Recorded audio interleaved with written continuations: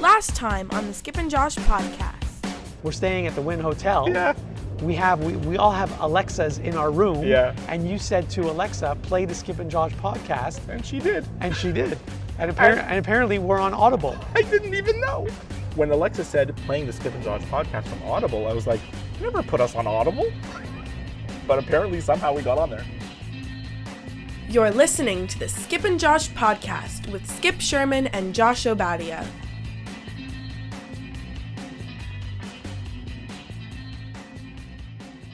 Okay, Skip, so today we're going to count down players that have played their entire career for only one team. But before we get to that, I have to tell you a little story. You know, the listeners don't know, but when we're not recording, we often talk about different topics that we might use on a podcast. And we actually, in fact, have a list of about 30 different topics, most of which probably will never see the light of day. And we also get suggestions from listeners. You may recall 6 months ago, or maybe even a year ago, I had a great topic and you loved it. But we both agreed that we couldn't do it because it might get us into trouble. What was that? It was most annoying coworkers. Oh, well, I mean, you can't name names, but I have a long list too. So the thing is, we couldn't do it for two reasons. One, if we name names and our coworkers are listening, it'd be pretty awkward. Yeah. But the other reason is, even if we name names, none of our listeners know who they are, so it wouldn't even matter to them. But it's not just that. Even if you don't name names, if by chance a coworker listens and you describe them, they will know. Of course they will know. So we're not going to do that topic, but why did I mention it to you? Because about a month ago, one of these coworkers annoyed me, and I decided to take out a pad and a pen, and I wrote down, I made my list of my most annoying or the most annoying people that I work with. I made a list. I just wrote it down by hand, not on a computer, because that way, you know, anything you put on your computer can somehow get shared in cyberspace with the whole world. It's very therapeutic to make a list like that. Oh, I felt great after making the list, but I didn't stop at 7 like we normally do. I had to go all the way to 10 because there were so many. Okay, that's great. So, like, are you going to talk about them now? Or No. Want to get that I off just your wanted chest? to tell you that I did that and it felt great. And, you know, you should do it. And the listeners at home should do it too. It's like, it's better than yoga.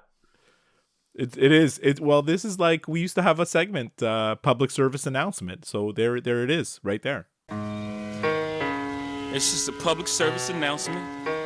So now that I got that off my chest, I'm wondering if we had any listener mail from the last couple of episodes that we did.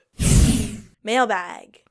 Well, I mean, the last episode wasn't like a normal episode. We were at the pool at the Wynn Hotel in Las Vegas and decided let's turn on the recorder and do our 250th episode. And so we did get a congratulations from several people. I mean, obviously, we talked about some of them last time, but our friend Jeff here in the West Island wished us congratulations on 250. He says we're a must listen.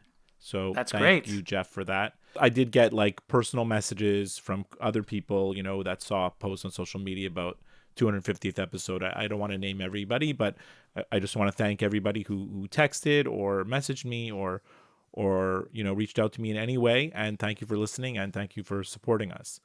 But back to like the episode before that where we talked about fictional sports television shows. Yes. Well, our friend Jesse, of course, in Texas, did message us with his list, and he had Sports Night as his favorite, and Friday Night Lights, which are definitely ones that we already mentioned. Mm-hmm. All the same ones that we mentioned: Sports Night, Friday Night Lights, Ted Lasso, Pitch, which you mentioned, but also and Brockmire, but also Ballers. You know the show Ballers? It's with I watched a few episodes of Ballers specifically because it's about sports and I wanted to see what it was all about. Yeah. And I think, I'm not sure if I was even able to watch all of season 1. It just got too annoying and then I stopped. And he also mentioned The White Shadow, which is something that we mentioned off air. Yes. But I'm too young to really remember that. I just remember the commercials for it. I remember my brother used to watch that show, but I don't know anything about it. So that's why I didn't include it. My sister messaged us also, and she also said ballers. Okay, well, there you go. Derek, our friend of the show who lives just right here near me, said he didn't really know any of the shows we're talking about. Well, I mean, obviously he did. He was being sarcastic, but he said he kind of went along the lines of like, we obviously have too much time and watch too much TV. So he didn't want to mention his list of shows, but he did agree with us that Major League Baseball is completely screwed up, which is something else that we did talk about that time. And it's gotten more screwed up. I don't know if you've seen every game, people are getting ejected. Umpires are losing their minds. It's like baseball's really like kind of wacky right now. Yes, and you were talking about how Josh Donaldson was leading off for the Yankees. In the games that he doesn't lead off, I think Aaron Hicks leads off for them, which also doesn't make much sense. Yeah, well, not much better. And then our friend Mark in Philadelphia sent me some funny texts saying he knows that they're not shows about sports, but there's many episodes, and he said specifically Seinfeld has great sports episodes. For example, Keith Hernandez and George working for the Yankees and all the episodes with Steinbrenner. And then, of course, The Simpsons has the iconic episode of Homer at the Bat where all the baseball players are in it.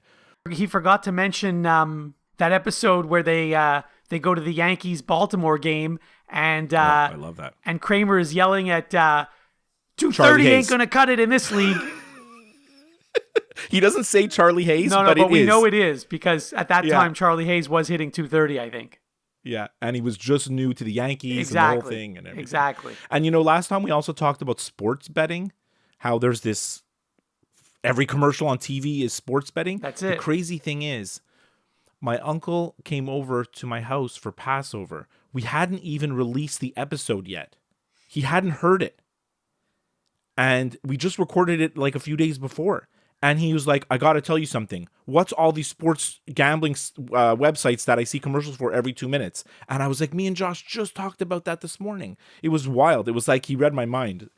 Your uncle is right on the pulse of everything. I love it.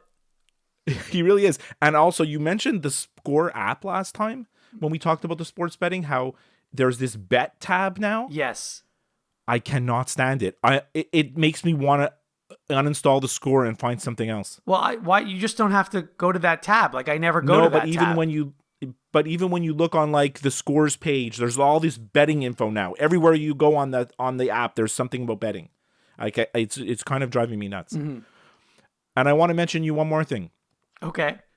Our friend Sean that we went with to Las Vegas. Yes. So didn't he make it clear that he wanted to listen to our 250th episode? He couldn't wait to listen to it. He was going to listen to it. How many times he told us he was so excited to listen to the episode we were going to record at the pool in Vegas? I don't remember him saying that. Well, I remember him saying it several times. Okay. And I sent him the link. Yeah. Sent him the link as soon as it was posted. And I haven't heard back, and I'm pretty sure he hasn't listened. There's no chance he's going to listen to it. Zero. There's zero chance, right? Zero. None of the guys we went with on that trip are going to listen to our show. We need new friends. Yeah. Yes. So we have this great category today, Josh, of players that have played their entire career on one team. Mm-hmm. It's interesting because obviously we're going to go back in time a little bit more. My list is much more nostalgic than I thought it would be. Players don't play for one team anymore. It doesn't happen often. It's rare. And it's funny because you messaged me saying, like, can you include active players? I was like, well, you could include active players, but like it wouldn't be fair to say like Nick Suzuki, because he's played 3 years on the Canadiens. Oh, wait a minute. I need to adjust my list then. But certainly like Sidney Crosby, Alexander Ovechkin, I think could merit being on either of our lists, or even Carey Price, right? Like I think those are fair examples, Okay. Yeah.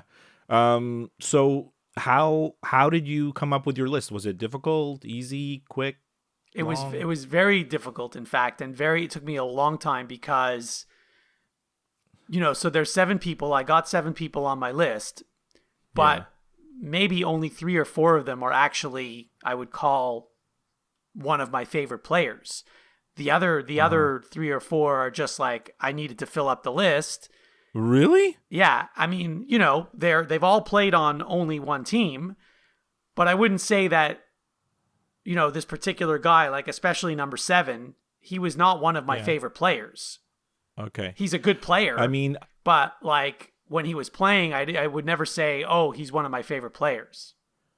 I think every guy on my list, you're right. I can't say that every guy on my list at the time I would say, oh my God, I love this player. But looking back now, I have like what you would call like an admiration or a respect, like looking back in hindsight now. Yes. And I certainly liked them in some way or respected them in some way, even when they were playing, even if I was cheering against them in some cases. Yes. It's interesting because I have a lot of honorable mentions, but I have a list of not like players that you think, or that for me are my favorite players, or you think that should be able to be on this list, and they can't be. Like Joe Montana cannot make this list, and he's my favorite football player ever. Right. Jerry Rice, my second favorite football player ever, cannot make this list. He was played on multiple teams.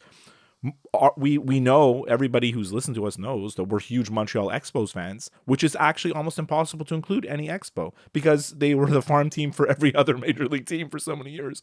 Like all the great players we had all played on different teams.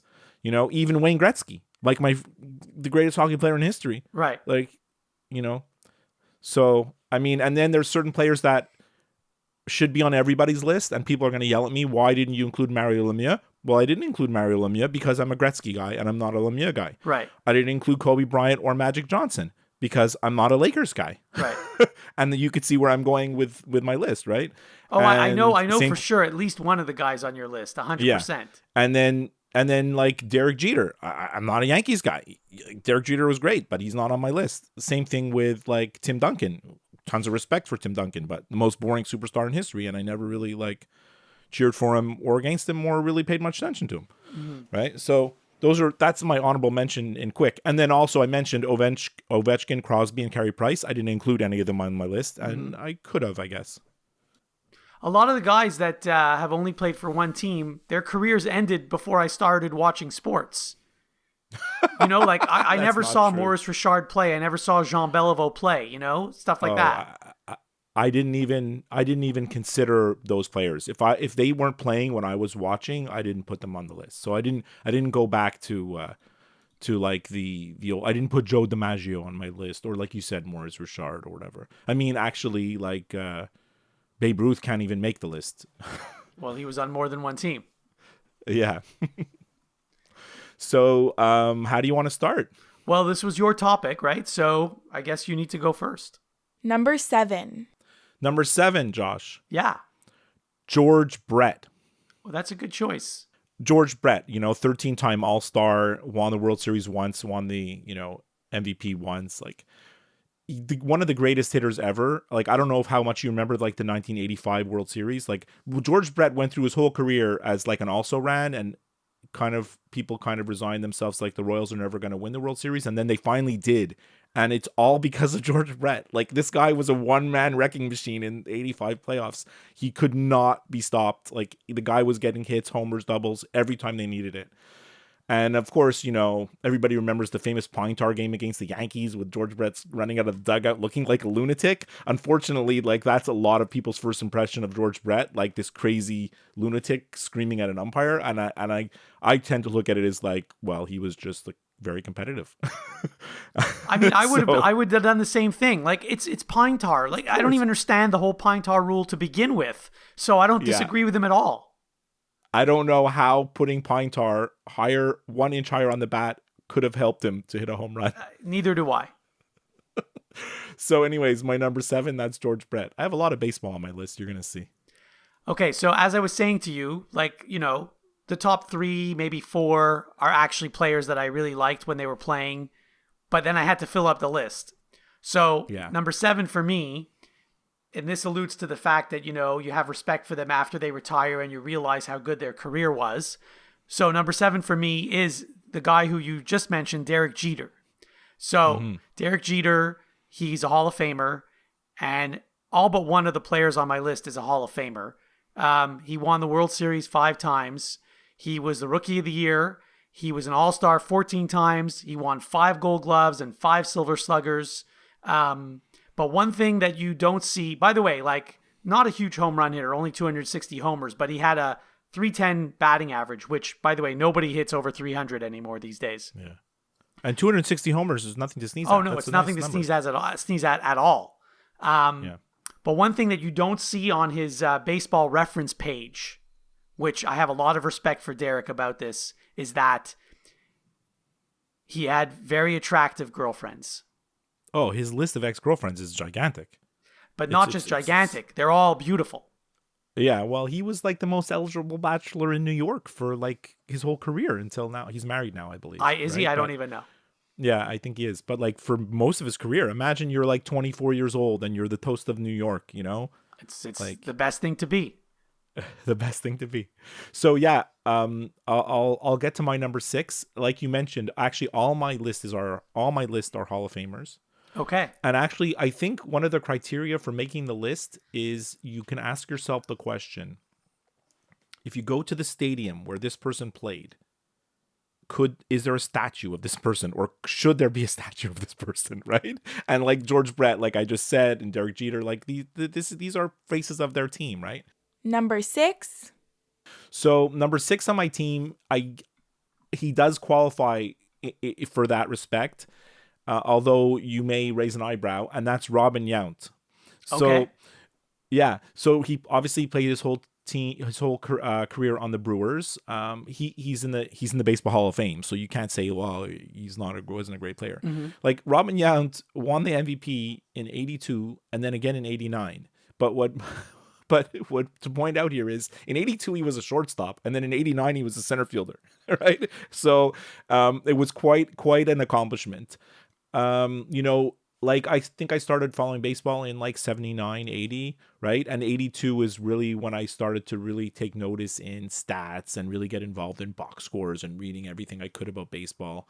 And Robin Yount was like one of the first like offensive shortstops like at the time that was like, wow, look at this guy. He does everything, you know? And then of course I was introduced to Stratomatic in 1982. And Robin Yount's Stratomatic baseball card in '82 is very, very renowned. It's quite a card. Yeah, I think he was one of the first shortstops that was able to hit, because usually, your shortstop and even your second baseman was just a guy who would bat like either they would bat second or eighth in your batting order, and as long as they could field, it didn't matter what else they did. That's right. So there are a few others, and I'm going to mention someone else in my list later on who broke in at the same time. But yeah, he was one of the first like shortstops that you're like, wow, this guy can hit. He could do everything. He could run, and the '82 Brewers were a really great team that people don't realize how close they were to winning the World Series. I remember that World Series. So next on my list, so again, I had to fill up my list, right? I had trouble getting 7. And wow. I don't think I ever saw this guy play because he retired just as I was starting to learn about sports.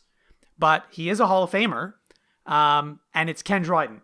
So Ken Dryden is quite phenomenal. He only played 8 seasons, yet he was an all-star 6 times, and he won 6 Stanley Cups in those 8 seasons. And by the way, I mean, I'm sure you know this, he was the Rookie of the Year in his rookie year, but before he was the Rookie of the Year, he won the Conn Smythe Trophy as the MVP of the playoffs, which is quite rare. I don't know that anyone's ever done that other than him.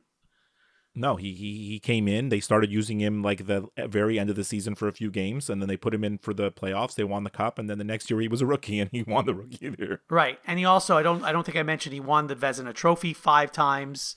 258 wins in his career, a 2.24 goals against average, 46 shutouts.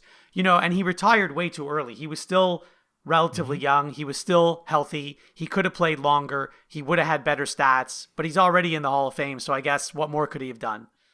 Well, I think when you talk about Ken Dryden, he famously said, I think he sat out for a year or half a year because the Canadians, he felt he deserved more pay. And then they said, well, too bad. And he's like, okay, well, too bad. And then the Canadians did not do well without him. So they kind of begged him to come back. Mm-hmm. But, obviously he's been a member of parliament and he's done a lot of stuff outside of hockey. He best-selling author, right? His book, The Game, is like probably one of the greatest sports books like ever written. A lot of people consider, even if you're a non-hockey fan, Like I think it illustrates just like the psychology of like being a professional athlete and what it takes.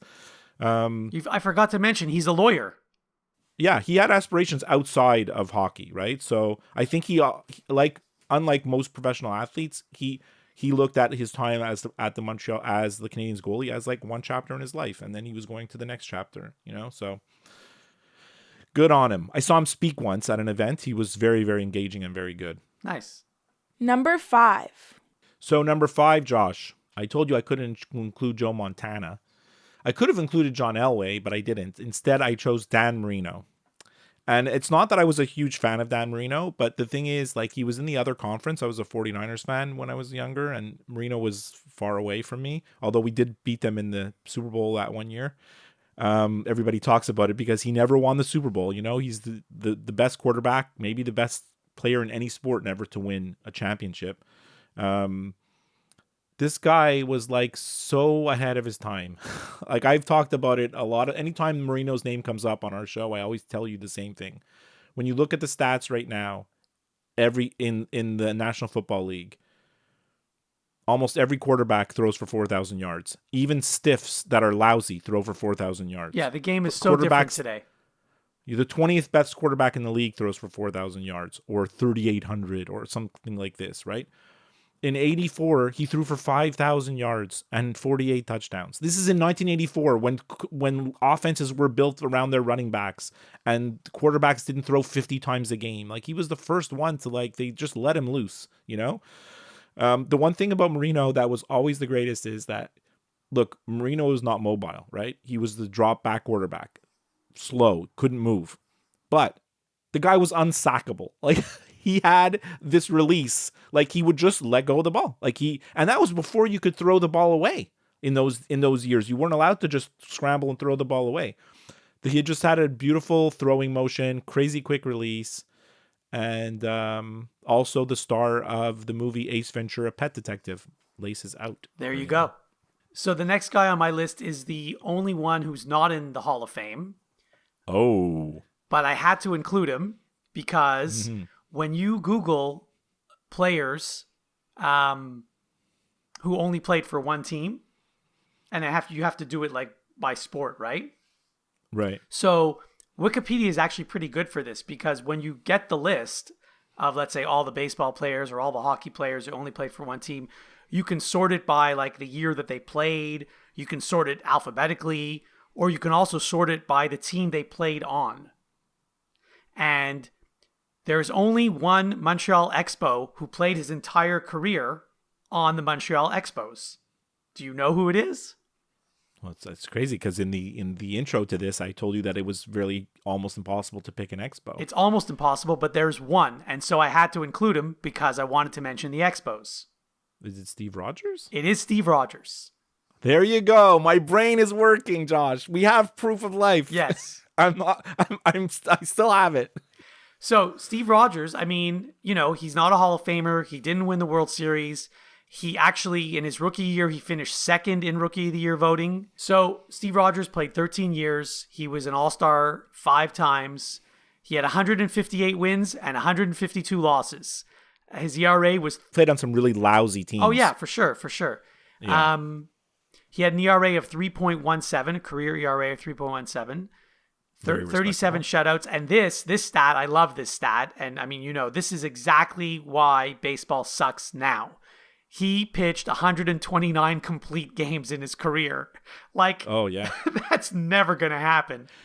He was the master of like the near no-hitter. There's so many times where he would throw these like one hitters or 2 hit games, complete games. Like look, Steve Rogers gets a lot of crap from Expos fans because he gave up, the biggest home run that against us that ever happened, which was in the 81 playoffs against Rick Monday. He gave it up. Mm-hmm. There's no doubt about it. Mm-hmm. But baseball fans are so stupid. Fans in general are so stupid. The Expos are not even in that game if it's not for Steve Rogers. For sure. Right? Like, Steve Rogers was the best pitcher in the league, or one of the best, for a good 5 years at least.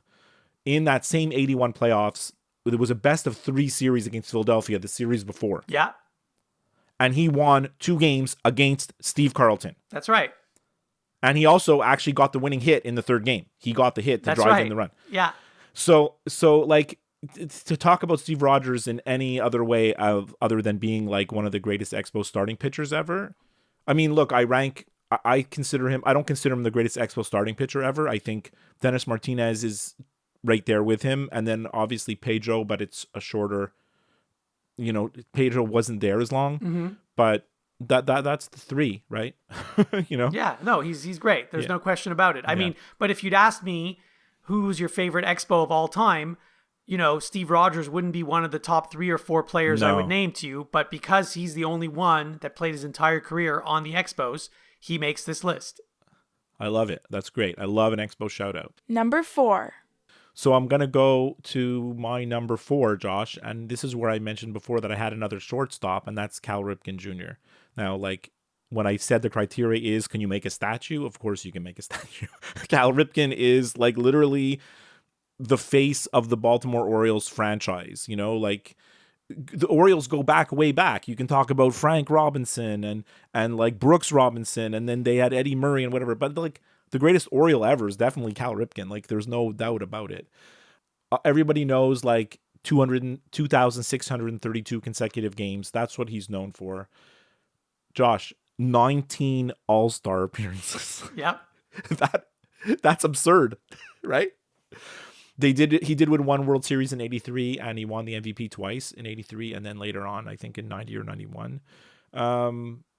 He, like you said before, like he broke the mold. He broke it in 82. He hit, 20 something home runs, and then he went on to hit, I don't know, I don't have it written here, his home run totals, but he was like one of the first like home run hitting shortstops, not just like a shortstop that hit home runs. He was like a 6'2" guy. Like he was like a third baseman playing shortstop, like you didn't have big guys like that playing. You had Bucky Dent and Tim Foley and Bill Russell, like you said, guys that hit eighth, right? Guys that couldn't hit and hit eighth. Right, exactly. When you talk about like the guys that hit eighth, I always think of Bucky Dent and Bill Russell, the Dodgers shortstop and the Yankees shortstop. Like these guys sucked. And Chris They Spire. sucked. Chris Spire. Chris Chris Spire was like a little bit better hitter than those other guys, but a little bit. I don't even know about that. I think they were equally weak hitters. Yeah. So anyways, Cal Ripken, that's the baseball's all-time Iron Man, and he obviously played his whole career on the Orioles. Okay, so next on my list, you already mentioned him once earlier, and it's Robin Yount. So you said a lot about Robin Yount. I thought you were going to disagree. I thought you were going to disagree with that pick. I mean, you love him. No. Why would I disagree? First of all, you know that I love the Milwaukee Brewers logo. It could be my favorite logo in all of sports. So that's one thing. I do. But I am aware. I am aware of your affection for the Brewers logo. In fact, I just bought Milwaukee Brewers socks when we were in Vegas. But I was surprised. You were like, I'm like, what are you going to get? He's like, what are you going to get? And you're like, I think I'm going to get these Brewers socks. I'm like, okay, go for it. They're comfortable socks, actually. So, but, Robin Yount, as you said, he started out as a shortstop, and I always wanted to be a shortstop when I played. So I liked a lot of shortstops, and he was one of them. And as I mentioned earlier, he was the first one that really could actually hit. Yeah. And they moved him to the outfield because he was getting older. They wanted to extend his career. So, outfielders can play a little bit longer because there's less wear and tear on your body. But he's in the Hall of Fame. He played 20 years. He was an MVP twice. He was an All-Star 3 times. He won the Silver Slugger 3 times. He only won 1 Gold Glove, actually. And also, 251 homers and a 285 batting average. But, it was my brother who introduced me to baseball, and my brother was a big Robin Yount fan as well, because my brother, as you were mentioning, my brother used to play Stratomatic all the time. So, I mean, he didn't tell me specifically that this was the best Stratomatic card or whatever, because I was so young, I didn't really understand what was going on. But that's how I first discovered Robin Yount. So he's on my list. But going back to Stratomatic, like at the time when you had your team or whatever kind of league you're in, whatever you're doing, it was like same thing in regular baseball. Your best player all of a sudden was your shortstop, right? Like your best hitter card was this guy who could play shortstop, and he could play defense too. So it was like, wow, this is amazing. You got to get Robin Yount. It was like you had to have him, First pick in your draft. Number 3. We've been very baseball heavy, so I'm gonna go to the world of basketball. I almost forgot to include this guy on my list. And then Matthew reminded me, he's like, what about Dirk Nowitzki? And I'm like, yeah, of course. How could I forget about Dirk Nowitzki? I'm even wearing a Dirk Nowitzki jersey on our website when you look at the picture montage at the top.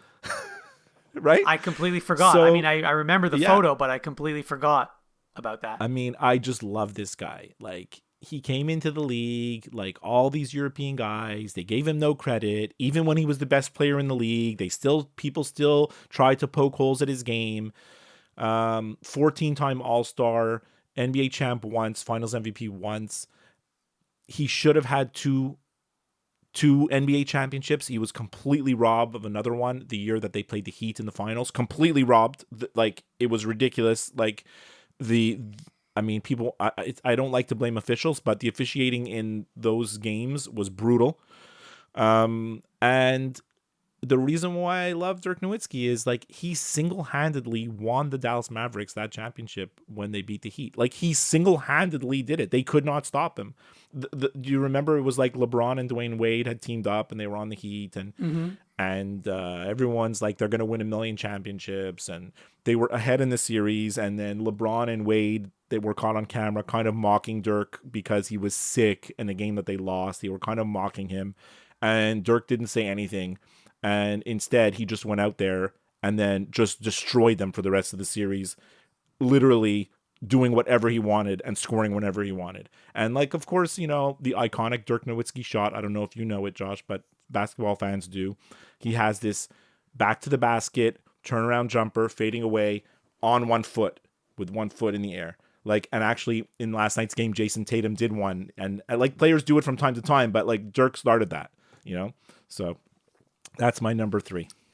Very nice. So, the next guy on my list is someone that you also mentioned. He's not in your list, but you did mention him, and that's John Elway. So, I don't know if you know that I'm sort of a Denver Broncos fan. Like, if anyone ever asks me, who's your favorite NFL team, I'll always say Denver. I mean, I haven't really followed them in the past, 10 years, but they were my favorite I remember team. I remember when I first met you,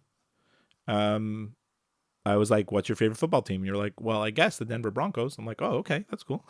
Yeah, well, I like them because of John Elway, because back then, as you said, there wasn't a lot of passing in the NFL, and John Elway was one of the few quarterbacks who would throw the ball a lot, and I always thought, that makes so much sense. Why would you run the ball when you can throw the ball so much further in a shorter amount of time? It took every coach and offensive coordinator like 20 years to change the philosophy of offense, like that most of us realized right away, like at a young age, So I really like that. And so that's why I started to follow the Broncos and John Elway. And I only really started watching football around the time where, the Broncos kept beating the Cleveland Browns in the playoffs every year. So that was around the time I started. So of course, like, I thought this guy was great because it says here on his Football Reference page that he had 40 game-winning drives, 31 comebacks. Yeah. I don't even know how they count that, but whatever. He's a Hall of Famer. He won the Super Bowl twice, of course, as we all know. He was a Pro Bowler 9 times, Super Bowl MVP once, 148 wins and 82 losses. Now, this is interesting. His total yards thrown, 51,475. That's not the interesting part. Exactly 300 touchdowns thrown. But love it. But he threw a lot of interceptions. I didn't realize this. Oh, yeah. 226 interceptions. That's a lot. Because when he first broke in, they started him right away. You remember, like, first of all, he threatened to go play for the Yankees, right? So there was some maneuvering at the draft, and that's how he ended up on the Broncos. He threw the ball a ton at the beginning. Like, his first 5 years were like up and down. Sometimes he would look amazing. Other times he would look brutal. And then you mentioned all those comebacks, because I remember, like, the young John Elway was like, for 3.5 quarters, you'd be like, he looks totally average. What are they trying to do? Like, what's going on? And then when they were behind and the offensive and the coach would be like, well, just run the 2-minute offense, then he would go crazy. And then you need to look, and he run around and throw the ball 100 miles. He had a crazy arm. No one threw the ball like John Elway. Yeah. Right. So yeah, that's part of his mystique, I guess. Number 2 for me. I hope you're gonna like this pick, Josh. I really do. It might be the same as my number 2. I don't think so. Okay. Maybe. Kirby Puckett. Okay. This is one of my favorite baseball players of all time. Look, I wasn't a Twins fan. I really didn't.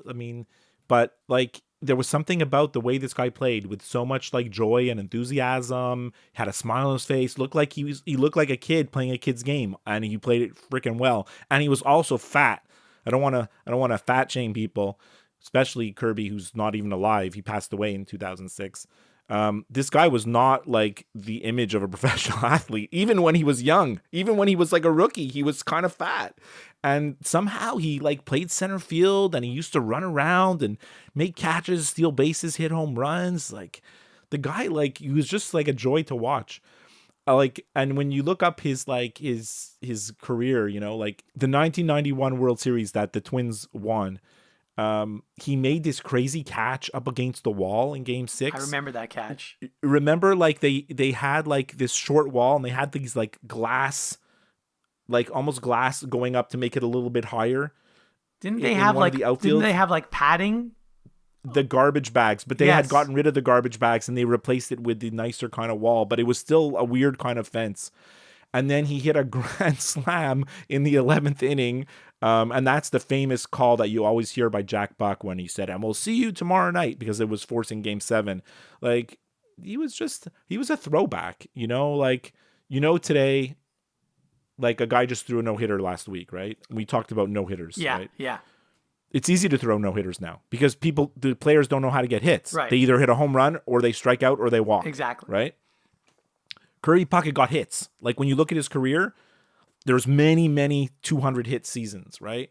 Like the guy just got hits, and he just played baseball with like a great attitude, and I love watching him play. That's a great pick. So I wouldn't describe him as fat, but I would describe him as round. And there were a couple other players that I would describe as round, and one of those players is the next guy on my list. Tony Gwynn. Tony Gwynn, absolutely.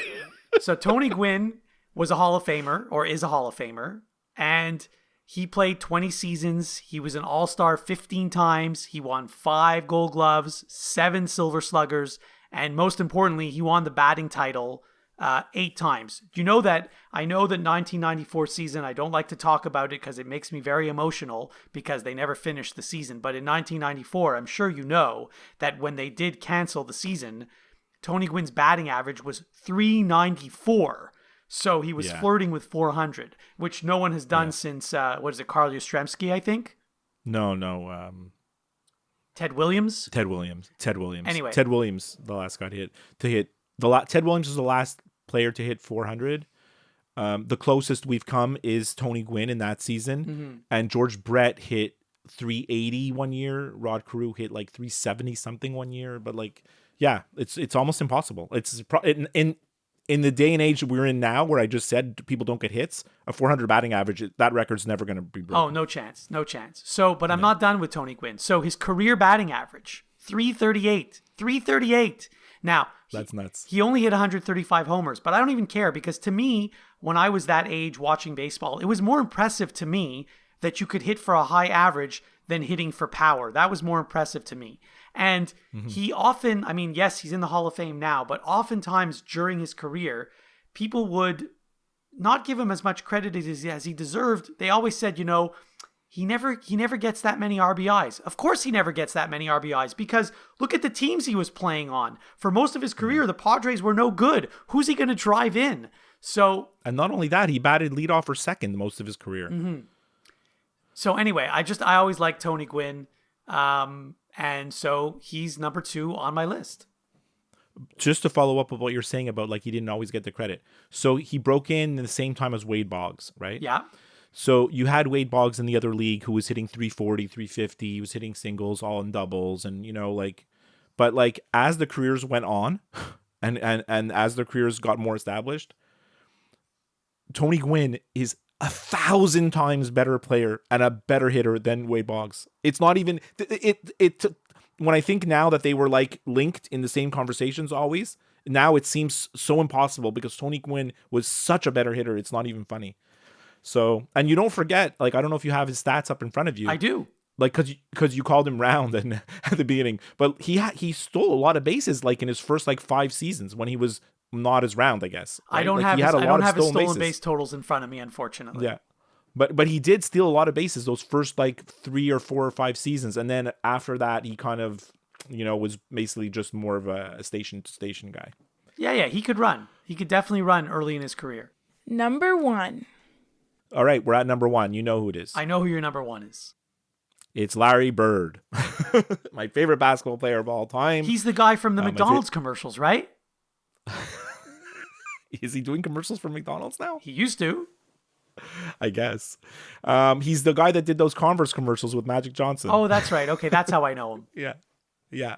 So what are you going to say about Larry Bird? 3 times NBA champion, 3 times league MVP. I've often talked about the fact that,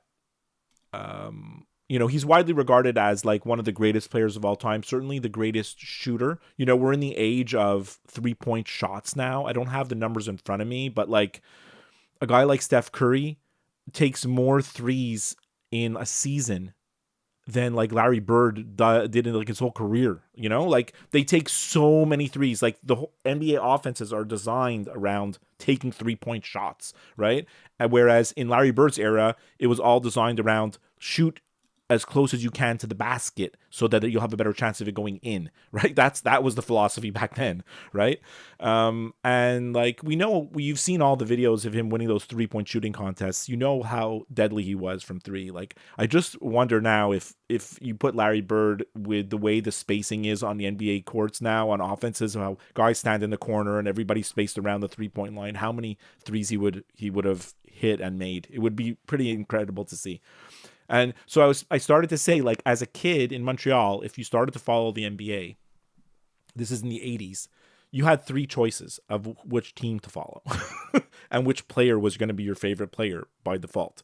So you either like the Celtics and Larry Bird, the Sixers and Dr. J, or the Lakers and Magic Johnson, or maybe Kareem if you started a little bit before. But like that was it. You didn't have you could not be a fan of the Milwaukee Bucks and Sidney Moncrief. Well, because I think for a span of like 12 years or maybe more, those are the only 3 teams that ever won the championship.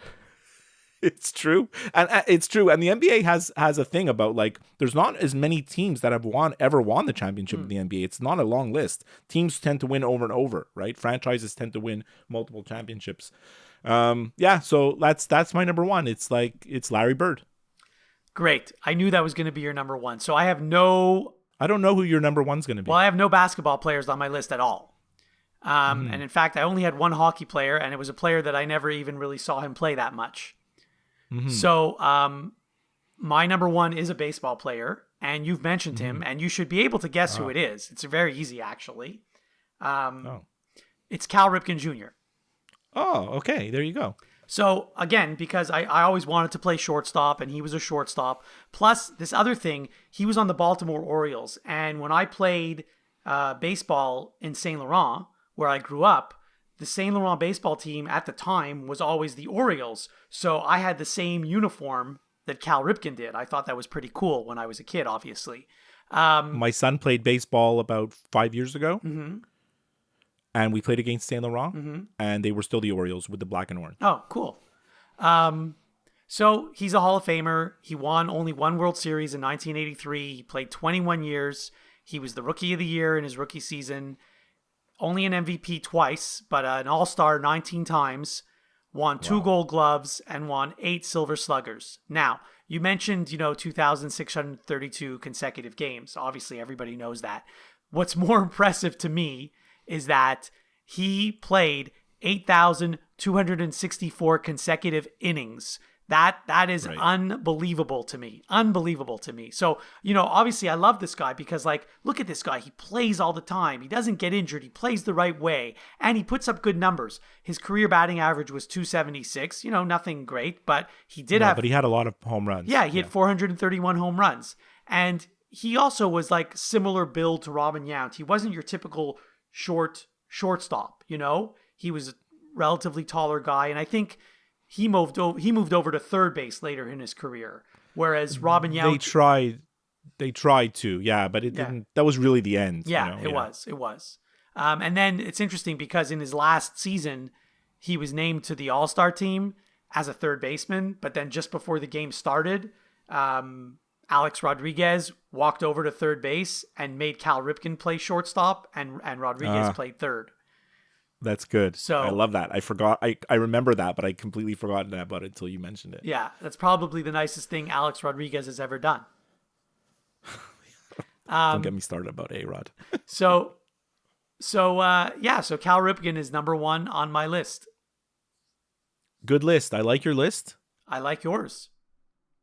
Good topic. I always like a topic when I'm like smiling. I mean, I think sometimes we could probably name our podcast, like we could rebrand it and call it like the Nostalgia Podcast. A lot of times we're like looking back at, when a lot of like sports when we were growing up, a lot of 80s and 90s, and even music and movies too. So that's always really, really fun. I really enjoyed doing that list. Nice. Me too. The Skip and Josh podcast is available wherever you listen to podcasts. If you listen to the show through Apple Podcasts, please leave a review. To interact with the show, send an email to skipandjoshshow@gmail.com. Follow the show on Twitter and go to Facebook to like the show page. And now for some final thoughts from the guys. I just want to tell you, and I discovered this, months ago, but I never mentioned it to you. I mean, you have Spotify, I think, and you also have... No, I have... Oh, you don't have... Apple. I have Apple Music. Oh, okay. You have Apple Music. So I discovered another musical, or is it music streaming service? It's called Stingray. You may have heard of it. Oh, well, they have those channels on the TV, right? Yes, but you can have them on your computer. You can have it on your phone. It's just like Apple Music, except the difference is Stingray is free. But can you search for like a specific song, or do you have to listen to like a playlist? You can't search for a specific song, but you can search for a specific artist. And then if you play that playlist, eventually you're going to hear that song. Yeah. And then you can also say like, when a song comes up, you can say, I don't like this song, and then they'll never play that song again. Or you can say you do like this song, and they'll play that song more often. So it's quite good. I like it. Have you been listening to like music now because while you're working, you listen to music? Is that what you do? Or? Not this week, but yes, sometimes I do because I'm at home and I can do whatever I want, right? Of course, yeah. I listen to podcasts and music all day long. I'm actually listening to less podcasts. I think I need to cut down on my podcasts. That's funny. So, Josh, do you watch Jeopardy? I never watched Jeopardy. Did you hear about like Matea Roach, the girl, the 23-year-old girl from Nova Scotia? Well, she lives in Toronto. Yes. Who won 23? She won 23 games in a row on Jeopardy. I guess you heard about it, right? Yes, I definitely heard about it. I heard about it when she was at like 15 in a row or something. I started to hear about it. Look, like I watch Jeopardy every day. We record it every night, and I watch every episode. She was a joy. It was like the highlight of the year of Jeopardy was Matea Roach. Like, she was a joy to watch. She was so quirky and weird. And knowing that she's from Canada, like when she finally lost, like we recorded the next day's episode, and me and my wife were like, oh my God, there's no Matea tonight. Like, what are we going to do? I look forward to like the Tournament of Champions, which I think is in the fall, and I can't wait to see her again. Like she was fun to watch. And just to stay with TV, we watched a show last week that is like, it's the number one contender right now for show of the year. I know we're only halfway through the year to get to like our end of year favorite show, but like I've got the first contender, and it's this show on Apple TV called Severance. I think I started telling you about it maybe, but not on the show. I've not heard of it, I don't think. It is a complete like mind bender. Like we had to pause and talk about it and like what's happening and like what's going on here. Like it's just like the show is completely nuts. It's about like they do something, you do this voluntary procedure in your brain, like a surgical procedure. Oh, you did tell me about this. Yeah. And when you go to work, you only know what's happening at work. You don't remember anything about your life outside of work. You don't know if you're married. You don't know if you have kids. You don't know if you live alone. You don't even know where you live. You don't know anything about your life. You don't even know anything about your outside life. Only know about what you're doing at work. And then when you're outside of work, you just know that you go to work, but you don't know what happens there. You don't know what you do. You don't know what happens for 8 hours a day. So, like, I know it sounds kind of weird and maybe a little simplistic, and I'm not explaining everything that happens in the show, but it's really, really tremendous. And, I mean, there's going to be season 2, and I can't wait for season 2. So, that's all I got to tell you about Severance. So I guess that's the end of today's episode. Have a great rest of the week, Josh. Okay, have a good week. Talk to you soon.